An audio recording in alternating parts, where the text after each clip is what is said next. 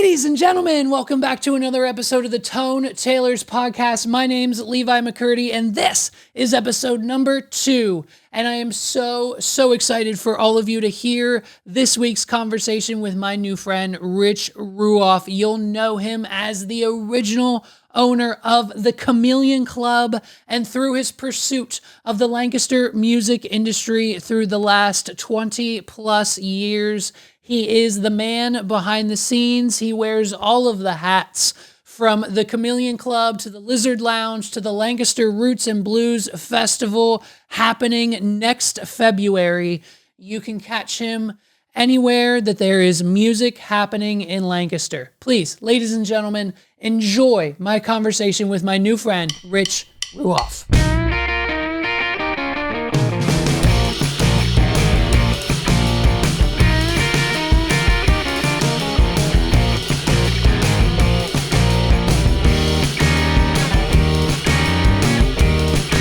Well, tell me what this podcast is, or who it's for, what's it about? Yeah, so we're kicking this off for Tone Tailors, man. So I've been working with Tone Tailors for a while now, kind of behind the scenes and a little bit in person with some events. We made their website, we do some stuff on social media for them, and so this just was naturally the next step for Tone Tailors to really just deep dive into not only the Lancaster music scene, but just everything that is surrounding the creatives and the artists and the musical talent of Lancaster, from venues to artists to people like you, and just to really bring those people and their stories to light, because up until this point, people much like yourself. And last week I just met and talked to Tuck Ryan, who I've never met him before, but now we're really good friends, and he's got really good music, and so. Great musician. Yeah. And so it's really just about discovery and community and the culture, and just kind of bringing awareness to it all, and just kind of and giving Lancaster and its music scene the spotlight it deserves. And so especially with someone like you, who has just this impressive, ever-growing resume of being in the Lancaster music scene. Tell me about yourself, man. Where have you come from? Where have you been? What are you doing? And what have you done? I guess we'll do it a little bit chronologically. Yeah. I was born in Philadelphia with my family, and then we moved to Lancaster shortly thereafter, when I was still pretty young, like 4 years old. So I've been in Lancaster pretty much my whole life. Okay. Other than traveling, of course. Yeah. So I opened Chameleon Club when I was quite young. With the traveling I had done, I used to race bicycles, and I traveled around the country, and a lot of the places I went to had good shows and concerts. And I'd come back to Lancaster, and I'd be like, "Wow, this is disappointing." And then we're talking 1985, and my girlfriend, we would get in the car and we'd go to Philly, or we'd go to Baltimore to see bands. And then I said, you know what? I'm going to open a club. Yeah. And it's just a spur of the moment idea. I didn't have money.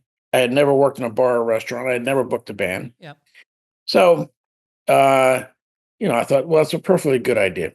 And it always is, and it always is, and it always ends up being the best idea, right? Right. So what I did, I approached, there used to be a fine dining restaurant on North Queen Street called Tom Payne's Restaurant. And it was a nice restaurant. And they had a back room that they had done some jazz in the 60s in, but it was basically sitting there empty. That's a dog. From time to time, we would, the owner of the building, his son would put on a concert there, but it basically had been closed for about a year when I approached the owner. Yeah. And I said, "Hey, I'd like to rent your space and put on music." And he said, "Great." So with what little money I had saved from my job and a little money I borrowed from my brother, I got the thing open. My girlfriend at the time was Alexandra Brown, so she was my partner. And the place had a stage, it had tables and chairs, it had a bar, it had some old equipment. There was no sound system, but we basically just started booking bands right away. Bootstrapped it. Yep. Every time I saw a band I liked, like in Philly or Baltimore, I'd say, hey, we're opening a club. What are you doing? And I said, sure, we'll come. And we got lucky, and I always say this, I mean, the town was hungry for it. Yeah. And it wasn't that big of a space, 150 was packed, 200 was overpacked. Right. And we made money in the first night, the first week, the first month, the first year. Yeah. And it wasn't until later in life that I realized most businesses don't enjoy that. And so, if we had a lot of like 4 or 5 bad shows in a row, like that didn't work, the thing would have gone belly up because I had no deep pockets. Right. So, yeah. So yeah, and I mean the Chameleon Club. I mean, I'm of the generation that I've been there plenty of times. I can remember I saw Boyce Avenue there, who was they're a big YouTube band. And embarrassing enough, I think about 11 years ago, I actually was on stage performing there as a backup for my buddy who was a rapper at the time. He was a rapper opening for Felt Side Out, who was a rock group. And it was just, we had no business being there, but I love to have that on my resume of things, just saying, hey, I once not only have been in the audience, but I have also performed on stage at the Chameleon Club. So I'm amongst the ranks of all of those greats that came before me. I know I'm at the very bottom of the list, but that's okay. I'm still on the list. So, I mean, man, Cool. it certainly is a piece of Lancaster history. And so, am I correct in saying Chameleon Club's no longer open as it was, correct? Right. So, and actually that's funny. Yeah, I ran it for 17 years straight. Yeah. Originally, we were at the small location on North Christian Street behind the restaurant. And then I found this 3 years later, we outgrew that space. Right. I found the building on Water Street, which is where it still is now, except where it's not open anymore. Did the renovation, opened it up, ran it until 2002. And I had gotten married and we started having kids. So we sold the club and it went through a couple owners. Okay. And the last owner ran it for a long run too. And it was officially closed in early 2020 or maybe even 2019. Yeah, so I mean, between what I booked and then the subsequent owners booked, I mean, literally thousands of bands came through there. Yeah. Yeah. And and there's a combination of major national artists, good regional bands, and local bands. Yeah. And back when there used to be record companies and when they used to invest in bands, Right. We were signing bands were getting signed right out of the room, or getting rolling, and where they would end up with the record deals. And for a small town, out of the Chameleon Club, they would would play the show at the Chameleon Club, and that would be their break, and then boom, they'd have a deal the next day. And it was just amazing. And like you have scenes. You had Austin, Texas, you had Nashville, you have Seattle, Washington with the whole Sub Pop thing. Yeah. And LA, of course, and New York. But Lancaster, we were pumping them out like crazy. And there were literally, major label people coming to Lancaster on a regular basis to see what was what. Right. It was exciting. So and kind of on that same line, how has the local music scene in Lancaster evolved since you first opened the venue and versus like the trends you're seeing now? Right. That's a good question.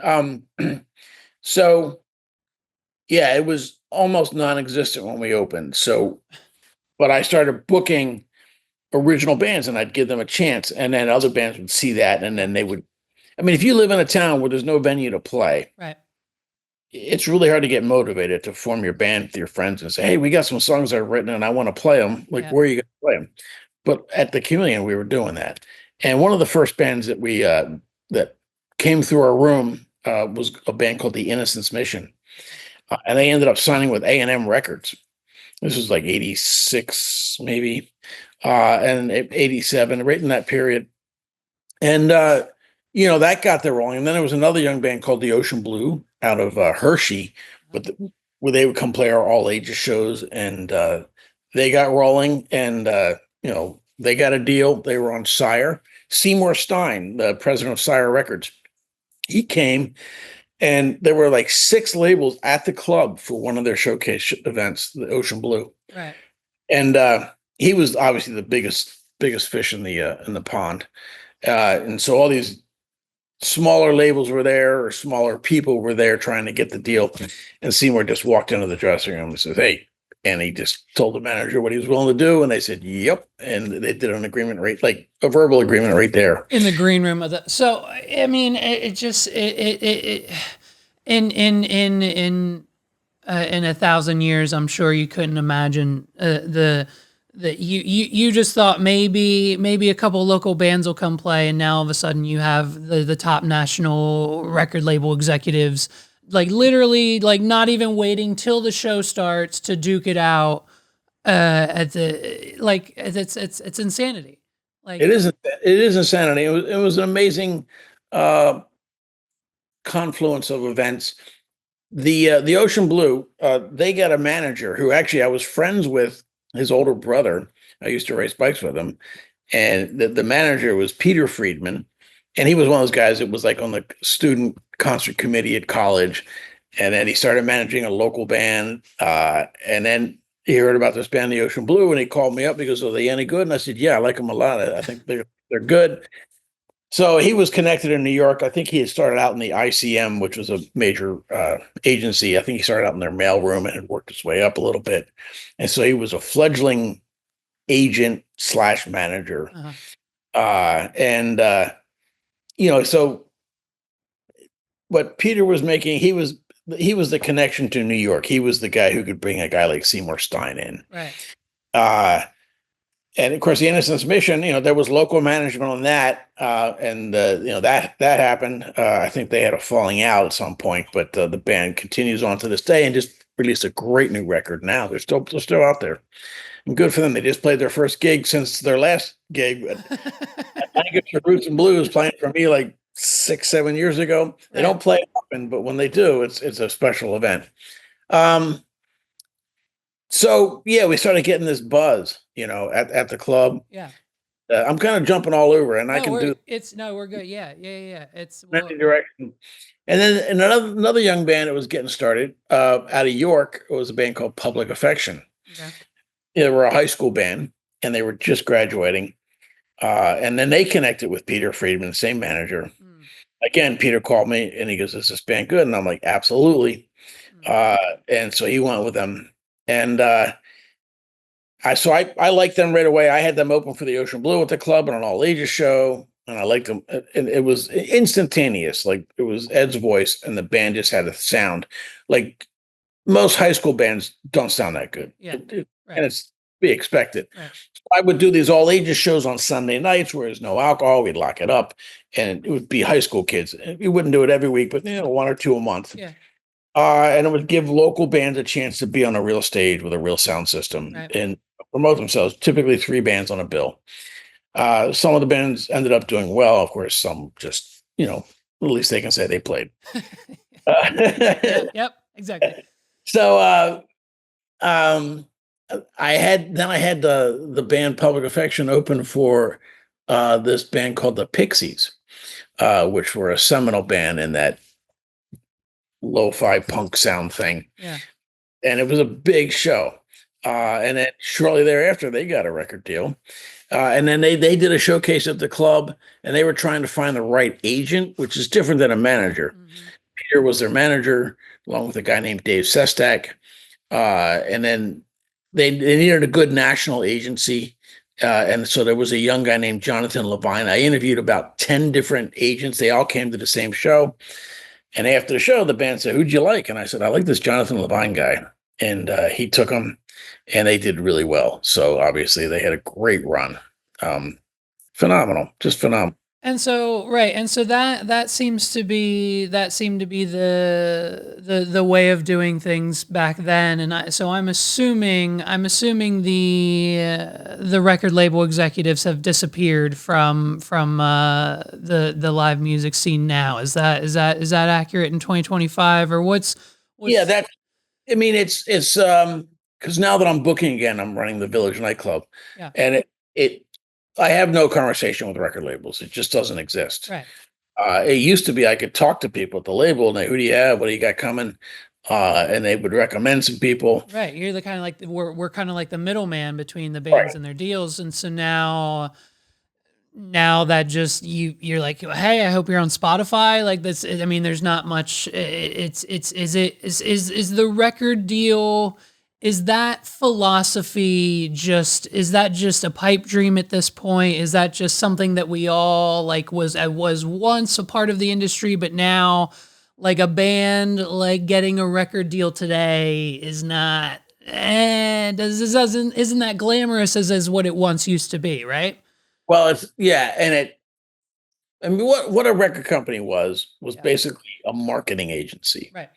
They had no I mean, then maybe you got some help and maybe some guidance if you got lucky and you had the right A&R guy, the person who signed you, Mhm. and maybe they could give you some experiential tips that worked for you. But that wasn't always the case. A lot of times it was just a bunch of people who wanted to be in the music business but really had no clue. Yeah.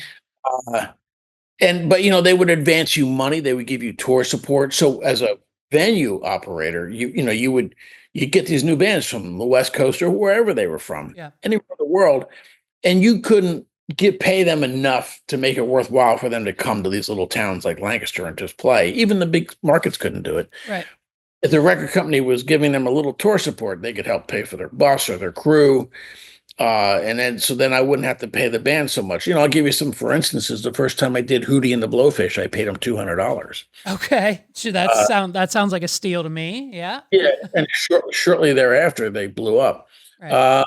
I think I paid Soundgarden. I think I paid them $1,500. Faith No More, I probably paid them about $500 or $750. It's going from memory. Yeah. First time I got a call to do this band called Nirvana. Yeah. It was for $500, and they were just releasing a new record. So I called the local punk store that would do my due diligence. Mhm. Hey, there's this band from, they're called Nirvana. What do you think? And they'd be like, yeah, there's some interest in it, but I wouldn't pay them more than 500. I said, great. So I called the agent back and they said, oh, we're going to put him in a club in Philly called JC Dobbs, who I was friends with the manager there, Uh-huh. Kathy James. And of course, within months, they just blew up. And it's kind of a guessing game. So you had Nirvana in your grasp, and they just kind of And they didn't call him back right away. Like they found dude. them an hour. I called Wow. him the next day. Yeah. And that happens. Another one I had, it's funny, you remember the ones you missed, but we had a lot of ones that we stuck. Sheryl Crow. Uh-huh. Her first record was, I think it was Tuesday Night Supper Club or something, or Breakfast Club. I can't remember. But anyway, she was unknown. She was a West Coast backup singer, and then she was finally doing her own record. And so again, that was it was a Monday night show. We were doing Blue Mondays in the Lizard Lounge, the original Lizard Lounge. And I had a blues band booked, and it was the Monday after Labor Day, which is probably the worst Monday of the year. Right. And they said, we want to open. And we never did openers on Blue Monday, but they were on A&M Records with Innocence Mission. And I'm like, well, you know what? I'll see what I can do. And hadn't even heard the record yet. It was just basically based on a phone call and a request. And then finally, about a month out, I'm like, you know what? No one's coming to this show, even at $150. I said, let's just skip it. And they're like, all right, never mind. So they didn't play. And again, a few months later, well, actually, it took them about a year working that record, and then it blew up. Right. But it would have been nice to say I had Sheryl Crow. Almost. Yeah.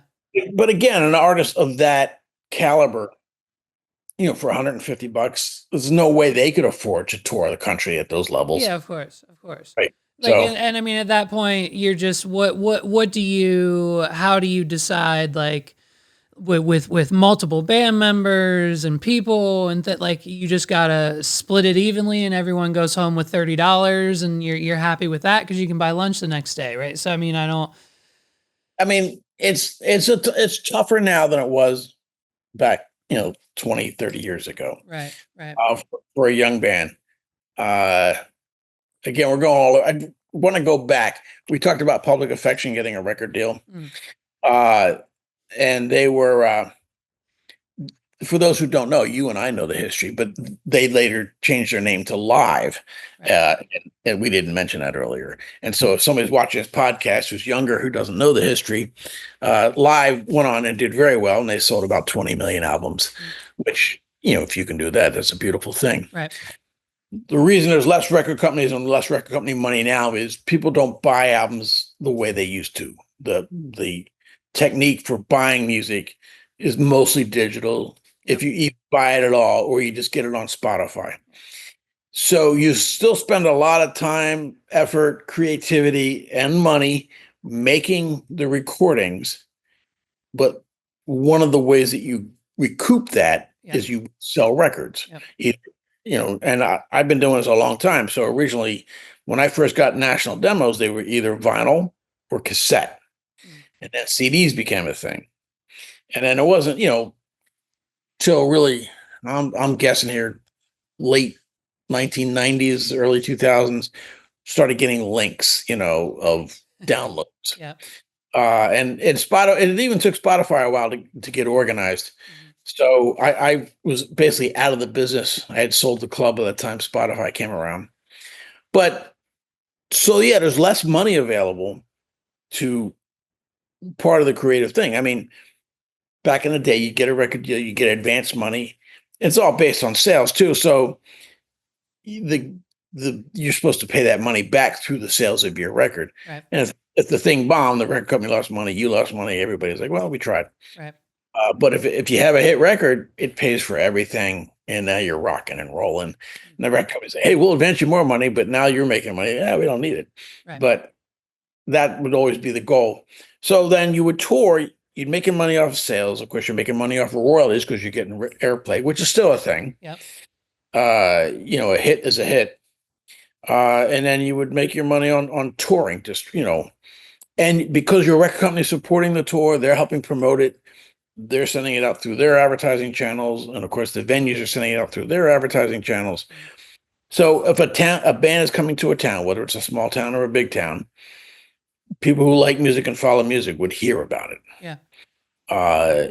And you say, well, it's easy now with social media. Anybody can promote. Yeah, it costs money. Yeah, but it's not. But 99.9% of people don't know how to use it or use it properly, or just are praying that when they hit upload, it just magically goes viral, and that's not the case. There's a direct math and science behind it, and it's easier if you have money, but you can do it for free. But you have to know, and it's a finicky. It's an intense part of the work. And then so the same like anything, even if you have a good record, back in the day you had a good record company, if the record sucked, right, or it just wasn't, people just weren't responding to it, it's just wasted energy. Sometimes I'll get a young band today that they're really good on promotion, like they just know what they're doing. And they're on all the social media, and they're really good, but the music's not that good. Right. Get an artist, the music's great, but they're just clueless on promotion. And, that's where a record company was good back in the day too, because as an artist, you could just focus on the music. And they would handle the rest. And that's right. And that's where I'm at too. I'm an entrepreneur at heart, and it's every phone call I get from a friend who thinks that they are going to turn their passion into a business. I say, well, cool. I know you're really good at that thing. I know I've seen you do it, and that's great. But are you good at building a website, posting on social media, calling people, sales, organization, money, taxes? Like you are running the entire show now. There's no more boss. There's no more management. There's no more record label to back you. You have to run every aspect of every single thing, like brand deals, everything. It's a very different world now, and it's overwhelming. I mean, I don't know how. I'll give you, for instance, we'll go back in the mid-90s, national touring band. They come in, they have a tour manager. Sometimes they have a separate stage manager. Sometimes they have band techs. That's just the performance end of things. But the record company is setting up promos on local radio stations. They're setting up interviews, advanced stuff to promote your live show. So that you give interview to the local newspapers or multiple papers. Like in Lancaster, I would send out press kits, and this was before the internet, so I would physically create a press kit Wow. with either cassettes or records or even CDs, a photo, a bio, a description of when they're coming, where they get tickets. And I would send it to, of course, Lancaster had two newspapers. It was three newspapers. We had the Intelligencer Journal, the New Era, and the Sunday News. You had the York Daily Record, the York Dispatch. You had the Harrisburg Patriot. You had the Reading Eagle. You had the Lebanon Daily News. They would all take my stuff and publish it. Yeah. Because they were hungry for material. Yeah. I would feed it to them. And then if the person who was in charge of the arts on that paper liked a particular band, then they would call and say, "Hey, I'd like to do an interview." I would connect them with the record company publicist, and they would connect them for the band interview. So as a band, I mean, even like those interviews might take place a month before the gig, but they're on the road for 3 months. Right. So they're come to the club and they say, "Hey, I need a room or a phone, or I have to give an interview to the New York Times or right. wherever you're going." And so you would always do it, but there's somebody telling the artist, "Hey, at this time you have to be here and you have to do that." And it was really sweet deal for the artist. I mean, it's work. It's not easy. It's a lot of work, but you don't have to overthink it because people are thinking for you on your behalf. So that's the change. Now, obviously, there are still record companies and there are people who still sell millions of records, but it seems to be narrowed pretty much down to the pop record field. And it's an investment that they make. And, I think looks are a big part of it. I mean, they were always a part of it, but I think of thinking, hey, and then they align these, good looking young artists who can maybe sing a little bit, and they put them in with the best producers. And they put them in a quality studio with session musicians, and they'll help them pick out songs. They'll buy the songs. Sometimes the artists still write songs, but kind of going back to the 60s and 50s where you had your singer and then you had your songwriters. And I think you're seeing a lot of that now. So it's just, again, we can keep going. With today, most of the bands today don't have that record label, that executive, that manager, that whoever. And so what advice would you give for them to get into a venue or do a show or set up a tour? Like, how do you go about that? Do you just have to figure out the venue and call up and say, "Hey, do you have a spot for me?" Or how does a band get in now? Yeah. And that's always the challenge. I mean, if it's a local band, you should get to know all the local venues. Like a place like Lancaster County, we're actually flush with venues right now. We have the Village, which I'm running, and I have a small stage in there called the Lizard Lounge. I reopened. I did a renovation. We do that. We mostly blues bands, but like we also do a jam session. And then you have, in Lancaster City alone, we have Zootropolis, which is a cool space. It's a great sounding room. You have Tailors 360. Again, they have a pretty big space. And they have a couple places to do bands up front and the back and even downstairs. Even upstairs, I guess, in a push. My old manager from Chameleon Club opened a club in Millersville called Phantom Power. And he's doing a lot of national artists as well as locals. Let's see. In Lidditz, there's two venues. There's the Shirt Factory, which is and talking to Jim, the owner, when he renovated that old building, his model was the Chameleon Club with the balcony and the whole bit. It's a smaller version, but it works. And then, of course, Michael Tate opened up Mickey's Black Box. Michael Tate from Tate Towers, which is the great staging company. Good friends over there. We love them.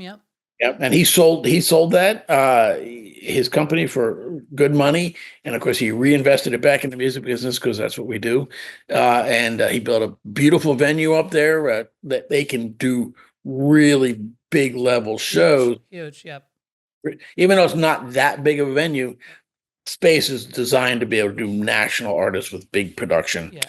And they can do that. So for Lancaster County right now, there's an abundance. And of course, there's all the small pubs that do quality. There's Stoner's Grill. There's a place in Marietta, and some other pubs. And, every town has pubs, and those are great. And that's actually not a bad way to get your foot in the door. But if you're an artist trying to get gigs, you need to just put your name out to all these people. You got to meet them. You got to talk to them, and you got to say, "Hey," and they say, "Look, we can come in as a headliner. We can come in as an opener. We can come in as a package deal. Yeah. We'll find two or three bands that have a similar vibe, genre that will draw to a similar audience, and maybe between two or three bands promoting that night, we can get 100 people, 200 people, 300 people. Oh, back in the old days, that was still small, but That you was know, right. Right. that's where we're at now. Yeah. Okay. Uh, you for every gig you play, I mean, obviously everybody wants to make money. That's always the challenge. Mhm. But I think as important as the money you make is it a quality gig? Because the worst thing you, as an artist and as a venue operator, is to play to an empty room. You're losing money, but you're also losing energy. Mm. And there's a psychology of crowd. And if you can play in front of people, that's so critical. It makes you feel better about yourself as an artist. Yeah. It makes the audience feel better about the artist. Hey, this band's happening. Yep. Like, I'll give you a funny story. When Chameleon opened up in the original, let's say probably 85, maybe 86, there was a cover band out of Philly called the Flaming Caucasians. Okay. And they were fun guys. They were legit. Most of them had been in a good original bands, but they were getting a little older. And they said, you know what? We just want to have fun. We like playing. We just want to have fun and make money. And so I brought them into Lancaster. They had two national TV shows, or they landed them shortly thereafter. They ended up being a house band on the lighter side of sports on ESPN. And then there was this talk show host called the Morton Downey Show out of New York. And they would go up there once a week and be the house band for that. And so, obviously the band had quality. But the very first time they played the club, down the street, we were one block up from the Village nightclub, which was the established venue. The Village opened in 1953, so it's been around forever. It's Wow. one of the oldest in America. And they had their most popular band, the Sharks, playing that week. And they used to literally play Tuesday through Saturday night. I mean, just crazy amount of gigging. And they would do good crowds every night. But it was a Saturday night, and there was an traffic accident in that neighborhood, in the block where the Village is. A telephone pole got knocked down, and there was a power outage in the whole block, just as they were getting ready to go on stage. Well, we had the Flaming Caucasians for the first time, and it wasn't particularly crowded. Obviously a new band. Everybody came out of the Village. Oh, now where do we go? They all walked up the alley to the Chameleon and packed the place, which, it was just by luck that it happened. Wow. But what a beautiful thing, because the band was good. We were packed. Yeah. People were in there going, "Hey, these guys are great, man. Right. This band's packed." And they would like this bit, and it gave them an immediate head start in the market. And for the next 10 years, they filled the club every time they came back. So, I guess maybe if you're going to play some club, go cut the power to all the other clubs in town. That's okay. That's the move. That's the move. Cut the power to every other club in town. That way they're all forced. I like that. I like it. I'll just interrupt. I consulted for a nightclub, which I do from time to time. Yeah. That was being built in an old theater in Grand Junction, Colorado. And it had been closed for years, and those pigeons flying around the whole bit. But I gave them all ideas, and then they ran with it, and they had fun. It was the Prather family, specifically David Prather, and their family runs the Dutch Apple Dinner Theater. Mm-hmm. But he was living in Colorado, and he said, "Hey, there's this great venue, and I think I could really make it work." So I went out and got him going. Of course, he did all the work. But on the grand opening night, Grand Junction's not a huge town, but it's one of the bigger towns on the western slope of Colorado. And so they're packed, and somebody, saboteur, came up behind their venue, and they had the electric box outside, and they used big construction wire cutters and literally cut the power to the building, and they literally had to shut down on their grand opening night. So that was how rough it was in that market. But Wow. that venue is still there. He ran it for 15 years and then sold it.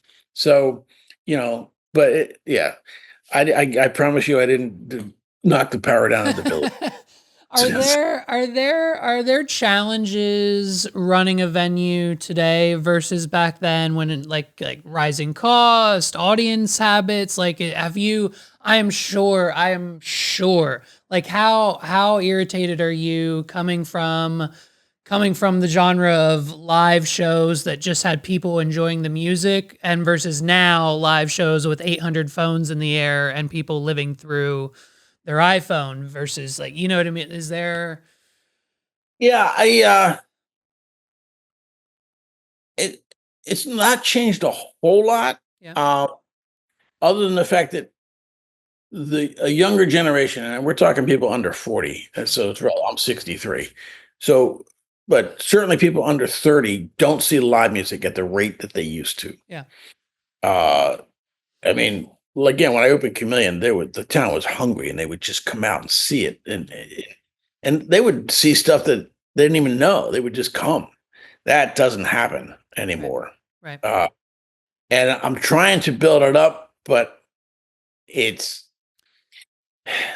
I have conflicting reasons why it's more difficult for me. okay, But in general, I mean, the people will come see a DJ and they'll pay good cover for it. Uh, but they won't spend $5 to see a band, which is just vexing. Um, and so that's the challenge. yeah, There's a reason for it. There's probably multiple reasons, and I would say a principal reason is the phone, the computers, home gaming systems, mm, and then we had uh, COVID. mm-hmm. So there was a whole generation of kids that were turning 21 that just didn't go out for a couple of Right, years. right, They didn't go to bar. It was devastating for live music. yeah, I mean, a lot of good bands, they just stopped playing because the venues shut down or they couldn't, nobody would take any risk. Who could plan a tour if you weren't sure you were allowed to play? right, Um, and so some of those bands have never reformed and some have, but the habit of going, when you turn 21, you'd grab your friends and you'd go to a club and see a band. That habit seems to have disappeared. yep, And now you're turning 21 today, 2025. Your older brother or sister, you didn't see them do that right, because when they were turning 21 3 4 years ago, people weren't going out. right, So it's just this lull in identity of seeing live music. mm, There's still good venues in good towns that get good bands, mm-hmm. but the amount of people, the pool of people available to come see these bands has dropped. Mm-hmm. Uh, my goal running the village is to try and bring that back, but I don't own the village, and so we're kind of limited on budget and how much risk I can take. I see. Right. So it affects my ability to just. I mean, when I ran Chameleon, I was just like, "Oh, just go for it." I would just Right, keep, right, and I booked crazy stuff that had no rights being in a town this small, and it would work. Sometimes it took a bath, but that was just the nature of the beast. Uh, I'm trying to use my experience and not lose money. Uh, and I feel like I'm kind of arresting myself from really taking good chances on some good talent. mm-hmm. Maybe I'll kick myself in the ass and stop doing that, but we'll see. Is talk to me about Lancaster Roots and Blues. Is that your festival you're a part of? That is my festival. I created it in 2014. Mhm. The next one is going to be the last weekend in.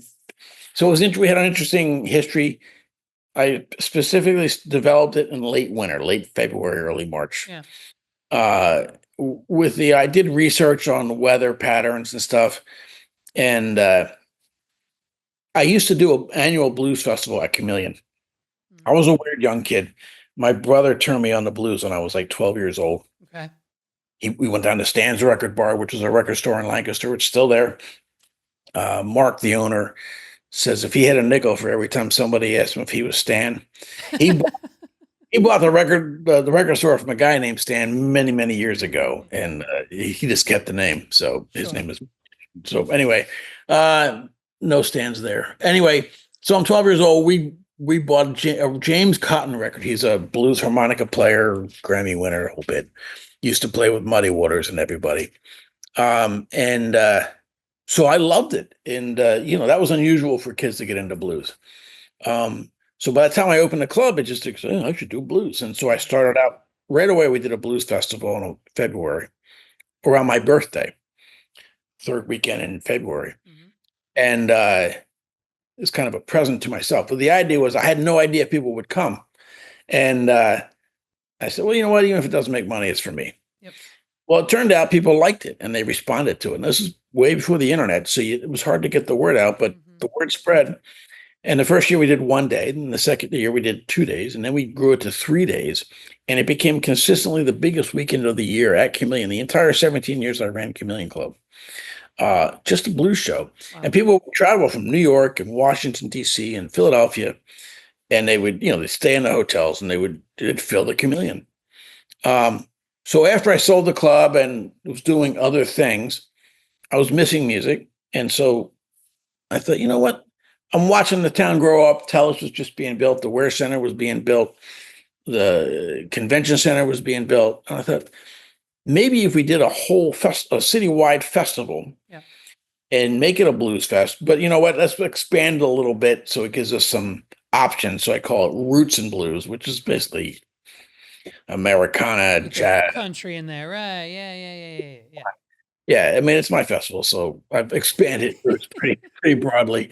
And get a wristband and you go to venue to venue to venue and make it work. I had been to South by Southwest in Austin, Texas, which is like an industry thing, but huge, like 60 venues. And I saw Johnny Cash in I think it was the Continental Club. I mean, just crazy. Yeah. So I said, let's do that here. And that was the goal. And the first few years, actually the first 5-6 years, we did it in late winter. And that was actually not a bad idea because this is no competition. People have cabin fever. They've been inside all winter and they're ready to get it. And not everybody can afford to fly to St. George. So smart. Thanks. So smart. But then, unfortunately, my wife developed brain cancer, Claudia, and that affected. I mean, it was crazy. We did the 2019. Let me think about that. Late winter. And she had just been diagnosed back at Thanksgiving. Anyway, the 70 days, actually the month and a half leading up to the 2019 festival, my wife had 70 doctor's appointments between chemo and radiation and all the other things you need to see with brain cancer. And I didn't take her to all of them, but I had help, but it was overwhelming. So it didn't get the good attention it needs. And then 2020, I was going to try and run it again, but literally it became clear that she was going to pass away around the weekend of the festival. So like 3 months out, I pulled the plug on it and she literally died the day before the festival would have been held again. So sorry to hear that. Yeah. Thank you. And then a week after that, after her funeral, we went into COVID lockdown. So we didn't do anything in 2020. Yeah. And then 2021 came around, and I was anxious to bring it back, but COVID was still floating around, and then they came out with a vaccine. And I thought, well, this is great. All the promoters in the country, this is exciting. The bands are excited. Everybody's going to get a vaccine. We can all go back to the clubs or the venues and do concerts again. So vaccines started in the spring of 2021. So I booked a big festival for the fall of 2021, October. Said, I don't want to wait till 2022. That's years. It's just too long. And I booked the biggest one yet. I spent a lot of money. I booked a lot of big artists, the kind that makes people buy tickets in other cities. And the initial sales were huge. It suggested we were going to be phenomenally successful. Wow. And then we had a COVID spike by late summer. Yep. And that was, because for whatever reason, I didn't realize you could politicize a vaccine, but that's what happened. Right. So half the country didn't get it. Yep. So that we had a spike of COVID and all ticket sales stopped. And a prudent promoter would have just canceled the show. But not me. I'm like, the show must go on. It was just, and half the promoters in the country were like me, and we all got burned. Took a huge bath. And I thought, well, let's try next summer. So we did it in the summer. And what we've learned is we've done a few dates in the warmer weather. And there's so much competition for concerts, outdoor festivals, whatever, bands, everything's more expensive. Hotel rooms are more expensive, which is a big deal. That 2021 show, I spent over $50,000 on hotel rooms for the artist. Wow. So that just drives cost up. So anyway, step back, took this year off. I'm like, what are we going to do? Rework it. Yep. So we're bringing it back to the original late winter dates when it did well. And that's what we're doing. So nice. And that was a long-winded story. Sorry about that. No. You are good. And we have those dates. It's Friday, Saturday, and Sunday, February 27th, 28th, and March 1st of 2026, correct? Correct. Yeah. And can we buy tickets to that now, I believe? There are some early bird tickets. Typically I announce, like for this, I'll announce the big artist in the fall, early fall. Okay. And then we do a series of, ticket promotions over Black Friday and Christmas and Valentine's Day. And, so they have all winter to buy tickets, but we have a lower price ticket now. You buy them without knowing who's coming. Right. Do we have one name that we could give? One potential, maybe somebody, not yet. Nobody here for the pod. I don't do it. Yeah. So, but it's going to be fun. I'm actually in conversations to sell the festival for a good reason. It takes a fair amount of money to do this. It takes a lot of upfront cash. Yeah. And, I'm not as rich as people think I am. So I'd like to grow the festival and make it better. And so I'm talking with potential buyers with the idea that I'll run it for them if they want me to. Yep. But they just need deeper pockets than I have, which isn't hard. Right. I'd like to see this thing go on for another 30 years, but so explain it. And I think explain it because this isn't a festival in the sense that we're showing up to a big field with multiple stages on it and we're just in one location the whole time. It's multiple venues, right? Exactly. So again, you get a wristband, you can wander the town. We'll use the hotels. Sometimes we use the Holiday Inn. We always use the Holiday Inn. Sometimes we use the Marriott because they have the big rooms. We have the Ware Center on good years, and we use hold on, it's coming back to me. The Trust Performing Arts Center, which is a beautiful, beautiful room. Challenging for electronic music, louder, bands. So you have to have the right jazz bands or something cool in there. They got to be grand piano. And then, of course, we do all the clubs. We do Tailors and Zootropolis. We did Chameleon back when it was open. Oh, we were asking about Chameleon. I'll go back to that. And, of course, we do the Village. We do the Elks Lodge on Duke Street. It's an old classic Pennsylvania social hall. And it's just got a great stage, and it's just a good vibe in there. So I think this year we added the Moose in this past year, which is people are like, where's that? That's down on Water Street.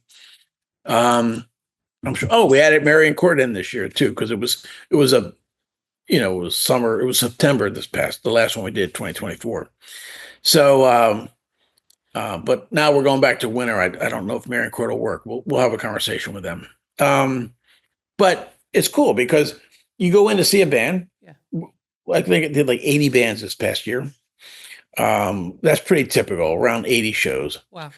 Maybe even 100 concerts. Some bands, like if we do out of town bands, sometimes we'll have them do 2 days in a row because there's so many bands, and maybe you want to see a bunch of them, but they're conflicting. So maybe you move the schedule around. Yeah. And that works. So it's fun, but like if you go in and say, "Oh, this band's not my cup of tea," you just move over to the next stage and you'll see something you like. Right. But yeah, it's not July. You're not out in a field in thunderstorms and getting bit by mosquitoes. It actually works out really well. So nice. I love it. Okay, cool. Yeah, we're gonna have links and everything in the show notes for anyone who wants to check that out. So was there I think you mentioned it to me at some point, and I think I found it. Is there a Chameleon Club TV show? I'm so interested in this, or a documentary or something was done. Well, there were two things. There was a documentary made after I had sold the club, and it was still open, and so they covered the history of the club. Uh, A guy named Alan Clements, who's a musician, and he was from Louisiana. He was also a filmmaker. He was touring through Lancaster County, and he played Chameleon. And he had the response that a lot of touring musicians have when they come here. It's like, because you look at your itinerary. If you don't know Lancaster, you don't know Chameleon. yeah. You're like, wow, man, we're playing Cowtown. Like Right. Amish. That's all you know about because you saw the movie Witness or something. And then if you come in and the show's promoted right and everything works, you like all of a sudden you're playing to a full house in a really cool venue. Like, how do these people even know who we are? Like, why does this club exist in a town like Lancaster? I mean, you expect it in New York and LA and big markets, but you don't always expect it in small towns. And Lancaster had it going on. So he liked it. And he ended up meeting a local woman, marrying her. So he moved here. And then he had the idea of making a documentary about the history of Chameleon. So that's how the documentary, it's still out there. It's on YouTube. Yeah. But I mean, it was a legitimate release back in the day. And then when I had the club in the mid 90s, there was a television network out of Philly called Prism. Think early HBO. It was a premium network. You paid extra. Sure. And they had sports programming. They had the Phillies and the Sixers and the Flyers. Or maybe it's, yeah, I think, yeah. They didn't have the Eagles. Anyway, but they also did movies and they did original programming. It was cable. It was a cable. It's like you pay for all these cable services or streaming services. And so they created a TV show based around Chameleon. And I love that they did it at Chameleon. Like they had all these venues in Philadelphia. They were Philadelphia based, but they chose us. They came to us. I'm like, yeah, this is perfect. And we did 12 episodes a year, did 3 seasons. Wow. And we were nominated for 3 Emmy Awards. And we were renewed for the 4th season. We were the #1 non-sports show on Prism. Okay. Like they loved this. It was a really popular show. And the way it worked is they would come in with a 5-camera shoot and film one of the bands that I had booked, mostly national, mostly original. Uh-huh. And then they would interview the band and then they would paste it all together. And so you would hear a song and then there'd be some questions. And you get some really fascinating interviews. But these are like touring working bands that are doing 150 shows a year, 200 shows a year. So they're not necessarily pop stars. They don't have the big mega hit, but they're working musicians that have been on the road for 20, 30 years. They're some interesting people.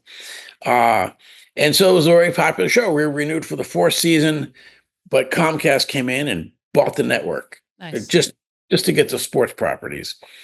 And they disbanded it. And then I was the executive producer, and the producer, he showed up at my house with a box full of 2-inch videotape.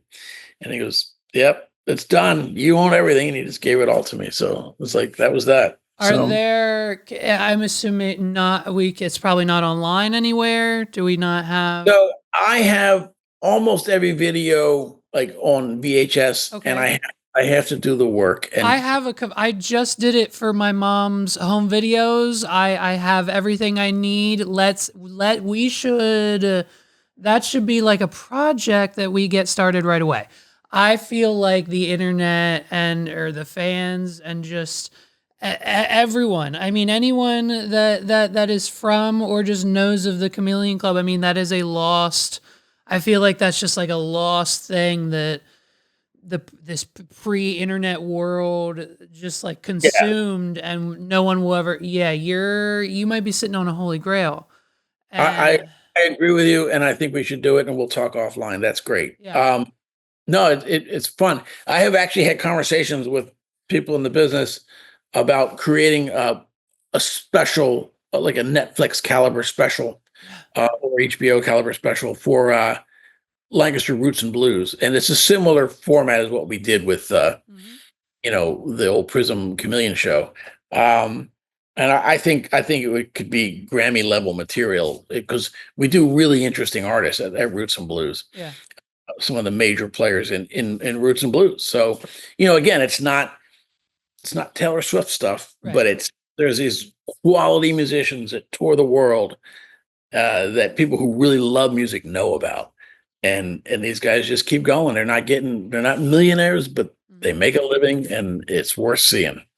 Speaking of her, how do you feel about Taylor Swift? She seems like a very nice woman. Okay. All right, I'll take it. I'll take it. So you're helping run the Lizard Lounge now. What are the hopes and plans of the future for that? What were there anything? Actually, it's funny you just asked, because I'm actually the Mondays.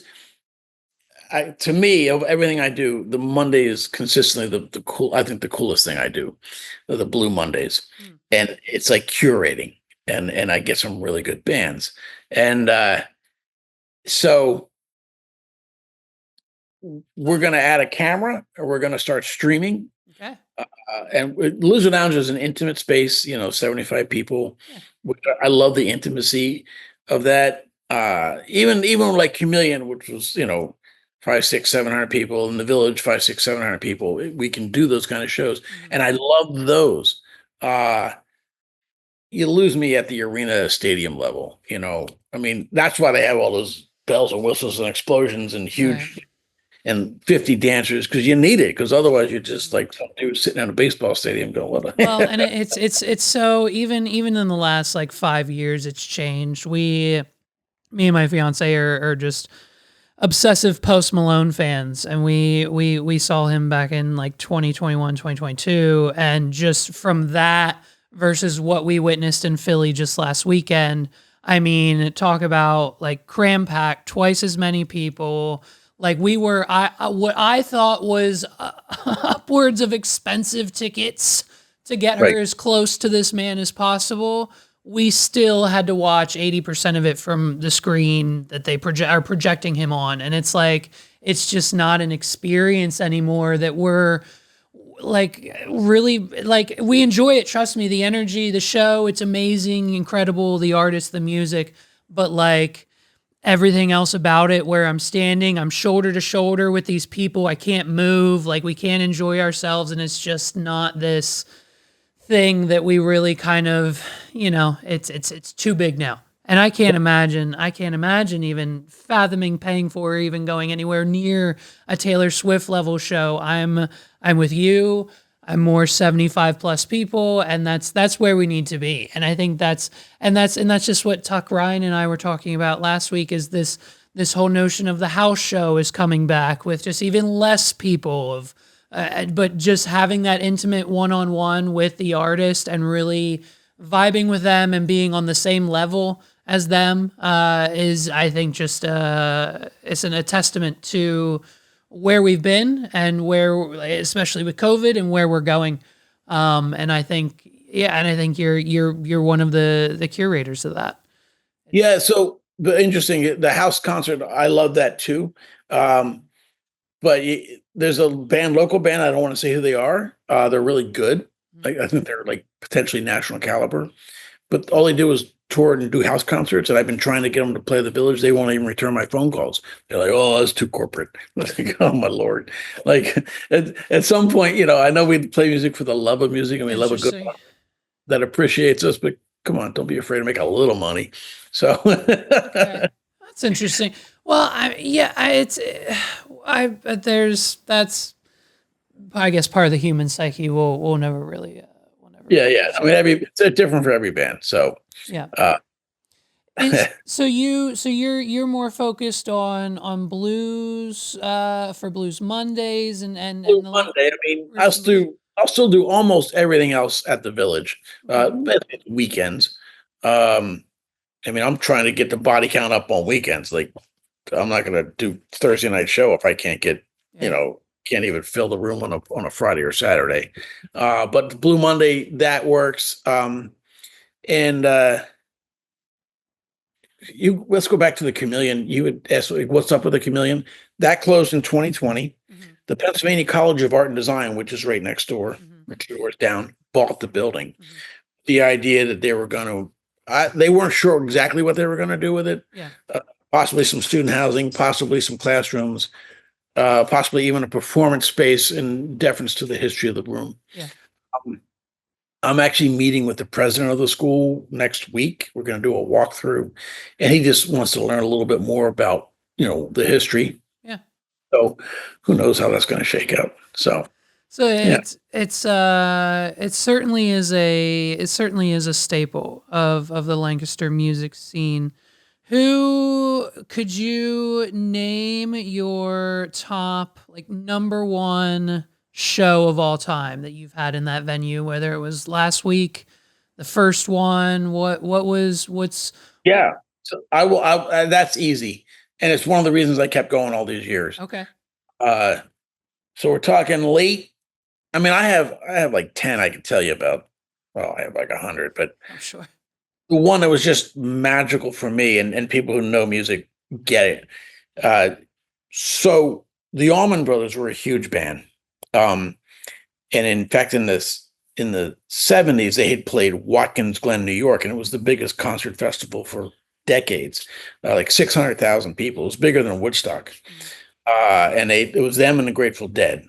Grateful Dead opened and Allman Brothers closed. Uh, and But then by the mid 80s, the band was on hiatus. So I did Greg Allman, and then I did Dickie Betts. Mm.